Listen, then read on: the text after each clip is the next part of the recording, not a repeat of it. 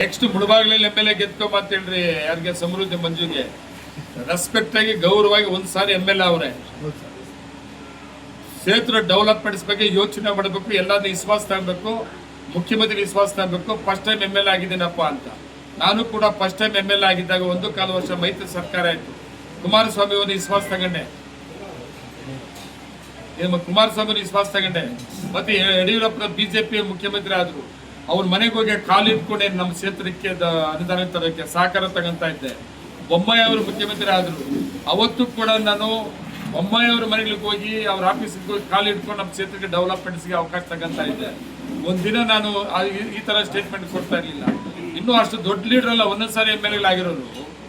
DK Shivakumar ಮೇಲೆ ಮತ್ತೆ Siddaramaiah ಅವರಲ್ಲೇ counter ಮಾಡೋಷ್ಟು ದೊಡ್ಡ ಲೀಡರ್ಗಳು ಸಮೃದ್ಧಿ ಮಂಜು ಅಲ್ಲ. ಪಾಪ ಏನೋ ಒಂದು ಮುಳಬಾಗಿಲಲ್ಲಿ ಒಂದು ಸಾರಿ ಅವಕಾಶ ಮಾಡಿಕೊಟ್ಟವ್ರೆ MLA ಆಗಿ ಆಗುವಂತ. ಅಲ್ಲೇ ಲೋಕಲ್ ಲೀಡರ್ಗಳನ್ನ ವಿಶ್ವಾಸ ತಗೊಂಡು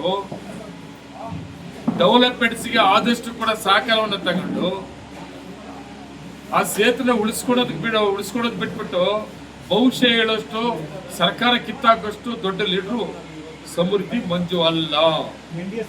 ನನಗೂ ಕೂಡ ಸ್ನೇಹಿತ, ಆದ್ರೆ ಈ ಸ್ಟೇಟ್ಮೆಂಟ್ ಕರೆಕ್ಟ್ ಅಲ್ಲ. ಆಯ್ತು, ಅವ್ರು NDA ಲೀಡರ್ ಹೇಳಲೇಬೇಕಲ್ಲ. ನಾನು ಕಾಂಗ್ರೆಸ್ ಪಾರ್ಟಿ ಲೀಡರು, 28 ನಮ್ದೇ ಸರ್ಕಾರ ಬರ್ತದೆ ನಾನು ಹೇಳ್ತೀನಲ್ಲ, ಅವ್ರು ಹೇಳ್ಕೊಳ್ಳಿ. ಅದೇ ಟೀಕೆ ಮಾಡಿದ್ರು ಅಂತ ಹೇಳಿದ್ರಲ್ಲ, ಅದು ಕರೆಕ್ಟ್ ಅಲ್ಲ. ಸರ್ಕಾರ ಬಿದ್ದೋಗ್ತದೆ ಅಂತ ಹೇಳಿದ್ರಲ್ಲ, ಅದು ಕರೆಕ್ಟ್ ಅಲ್ಲ. ಆಯ್ತು, ಚಾಲೆಂಜ್ ಮಾಡಪ್ಪ. ಸರ್ಕಾರ ಬಿದ್ದೋದ್ರೆ ನಾನು MLA ಎಲೆಕ್ಷನ್ ಇಲ್ಲಲ್ಲ, ಇಲ್ಲಿ ಮಾಲೂರಲ್ಲಿ ಸರ್ಕಾರ ಬೀಳಿಲ್ಲ, ನೀನು ಮುಳಬಾಗಿಲಲ್ಲಿ ಕೋಲಾರ ಜಿಲ್ಲೆಯಲ್ಲಿ ಕ್ಯಾಂಡಿಡೇಟ್ ಹಾಕೊಡ್ದು. ನಿಮ್ಮ ಮುಖಾಂತರ ನಾನೊಂದು ಸವಾಲ್ ಹಾಕ್ತೀನಿ, ಕೇಳಿ ಹೇಳ್ರಿ.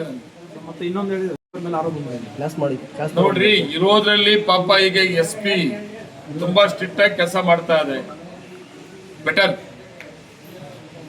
ನಾವು ಜನಪ್ರತಿನಿಧಿಗಳು ಒಳ್ಳೆ ಕೆಲಸ ಮಾಡುತ್ತ ಅಧಿಕಾರಿಗಳನ್ನ ನಾವು ಮನಸ್ಸು ಬಂದಾಗ ಏನೋ ಜನಗಳ ಮುಂದೆ ಜನರು ತೆಗಲಿಕ್ಕಾಗಿ ಮಾತಾಡಕ್ ಹೋದ್ರೆ ತುಂಬಾ ಸೂಕ್ಷ್ಮವಾಗಿ ನೋಡ್ತಾ ಇರ್ತಾರೆ ಯಾರೋ ಜನ.